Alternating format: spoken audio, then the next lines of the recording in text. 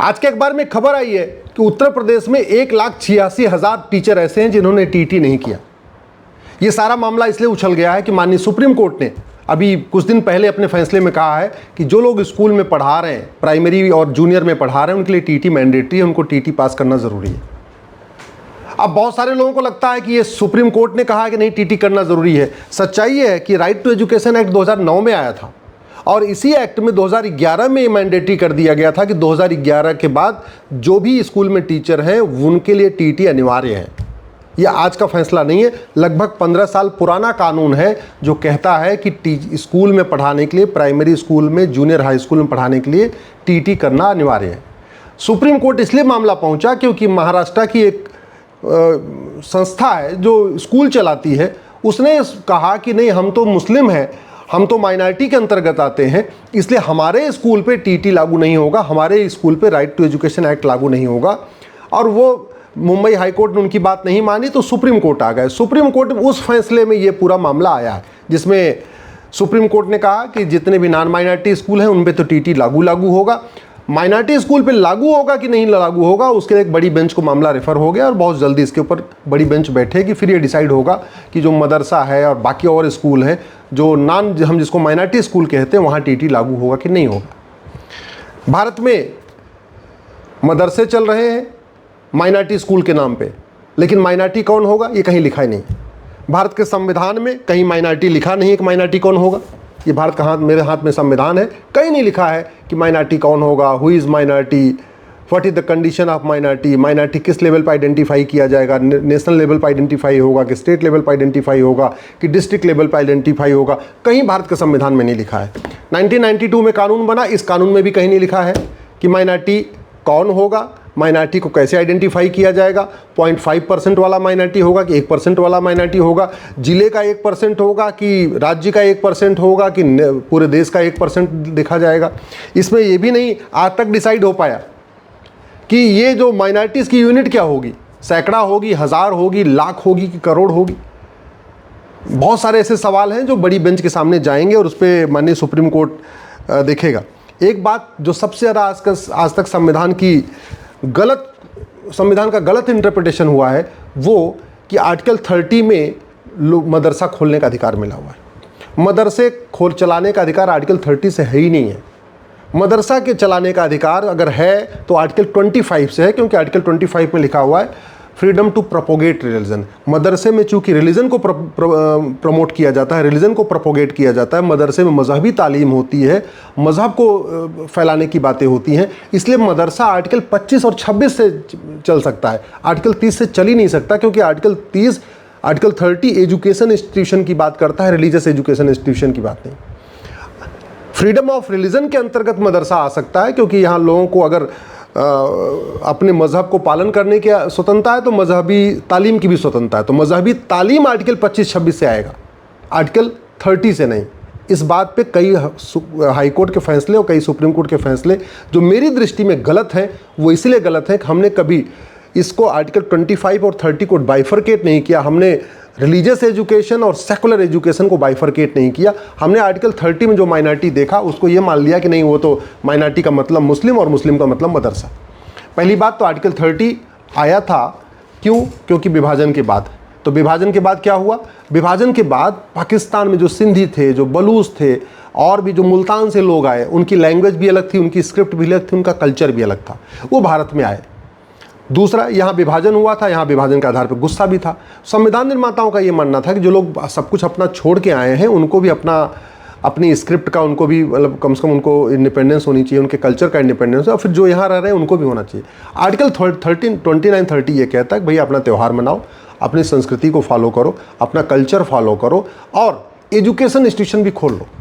Article 30 में जो कहा गया एजुकेशन इंस्टीट्यूशन खोलने के लिए, वो कोई अलग से अधिकार नहीं दिया। आर्टिकल 19 में जो अधिकार सबको मिला हुआ था उसी अधिकार को रीटरेट कर दिया। उदाहरण के लिए मैं बताता हूँ, मान लीजिए 5 भाई हैं घर में और चारों भाई बिल्कुल संपन्न हैं, सब कुछ ठीक ठाक है, तो उनके लिए अलग से कुछ कहने की ज़रूरत नहीं। एक भाई मान लीजिए कमज़ोर है, वो लूला है, लंगड़ा है, अपंग है, अपाहिज है, तो अगर पिताजी कहते हैं काम करना भाई, छोटे वाले भाई को रोज़ 1 गिलास दूध दे देना, इसका मतलब तो पिताजी ने थोड़ी बोला कि नहीं 4 भाइयों को दूध ही मत देना। हमने आर्टिकल 29-30 की व्याख्या ऐसे कर लिया, नहीं, जो अधिकार आर्टिकल 30 में है वो माइनॉरिटीज़ को, केवल माइनॉरिटीज़ को है, मेजॉरिटी को नहीं। अरे ऐसा नहीं भैया, जो अधिकार सबको आर्टिकल 19 में था उसी को अलग से कह दिया था आर्टिकल 30 में कि जो माइनॉरिटी है भारत में वो एजुकेशन इंस्टीट्यूशन खोल लेगा। लेकिन माइनॉरिटी कौन? माइनॉरिटी यहूदी तो हो सकता है, 1 लाख के आसपास है, बहाई हो सकते हैं 1 लाख के आसपास है, पारसी हो सकते हैं 1 लाख 10 लाख से कम वो भी हैं, जो सिंधी आए हैं सिंध से वो भी माइनॉरिटी हो सकते हैं क्योंकि उनकी भाषा भी अलग है, वो अलग उनका कस्टम भी है, अलग उनके त्यौहार भी हैं। जिसकी संख्या करोड़ों में है वो माइनॉरिटी कैसे हो सकता है? जो हज़ारों की संख्या में पार्षद चुन रहा है, जो हज़ारों की संख्या में प्रधान चुन रहा है, जो 150 लोकसभा सीटों पे डिसाइड करता है सांसद कौन बनेगा, बहुत सारी विधानसभा क्षेत्रों में डिसाइड करता है विधायक कौन बनेगा, वो कम्युनिटी माइनॉरिटी कैसे हो सकती है?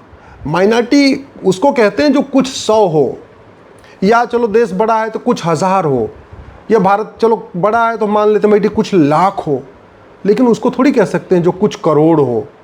1 करोड़ और 2 करोड़ लोगों को माइनॉरिटी नहीं कह सकते। माइनॉरिटी की यूनिट करोड़ नहीं होती है। तो सबसे पहले इसको हमें समझने की ज़रूरत है। इसलिए मेरा मानना है कि टीटी सब पे लागू हो, इसका समाधान ये है कि पहले सबसे पहले माइनॉरिटी को डिफाइन कर दिया जाए। सबसे पहले क्रिस्टल क्लियर एक डिफिनीशन बन जाए कि भारत में वो समुदाय माइनॉरिटी कहलाएगा जो 1 लाख से कम होगा या 1% से कम होगा।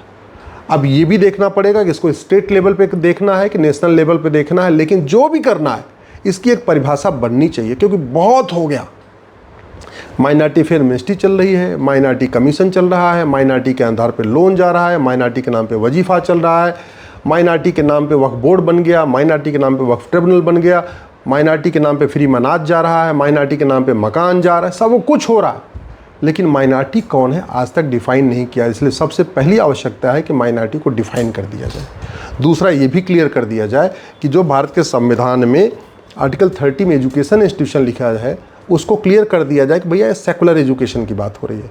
अगर आपको शुद्ध रूप से रिलीजियस एजुकेशन देना है तो आर्टिकल 25-30 के अंतर्गत आपको अधिकार 25 और 26 में अधिकार मिला हुआ है, ठीक है। अपनी मजहबी तालीम दो, अपने मजहब को प्रोपोगेट करने के लिए आप अपना मदरसा चला लो, लेकिन ये आर्टिकल 30 में नहीं आएगा।